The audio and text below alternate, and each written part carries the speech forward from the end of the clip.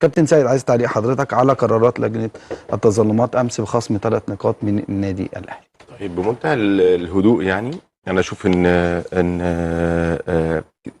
ناس كتير جدا بتتكلم، لكن الموضوع باين جدا.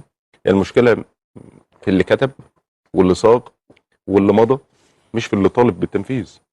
يعني اللي كتب الصيغه واللي مضى عليها، مش في اللي طالب بتنفيذ اللائحه. اللي طالب بتنفيذ اللائحه هو الاهلي. مظبوط. تقتنع ما تقتنعش، منطقي مش منطقي، دي بتاعتك انت. لكن انت النهارده واحد كتب لائحه بصياغه معينه، تمام، بكتابه معينه، وناس مضت عليها، الناس كلها مضت عليها.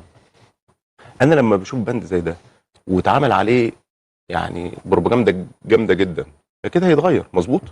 لكن احنا بنروح نمضي، وده موجود في اتحاد الكوره من زمان، يعني من فتره طويله جدا. لكن انا اقول لك احنا كنا بنعمل ايه مثلا، يعني من 10 12 سنه، في 2009 مثلا، كنا بناخد اللائحه الاساسيه، مثلا لائحه النظام الاساسي اللي موجوده، لائحه المسابقات، لائحه اداره الدوري، اي حاجه، وبندرسها كويس قوي، وبتتكلم على البنود اللي فيها، وبتعلم على كام نقطه ممكن ما اكونش فاهمها، عشان ارجع تاني لاتحاد الكوره ما اعرفش ده حصل ولا لا.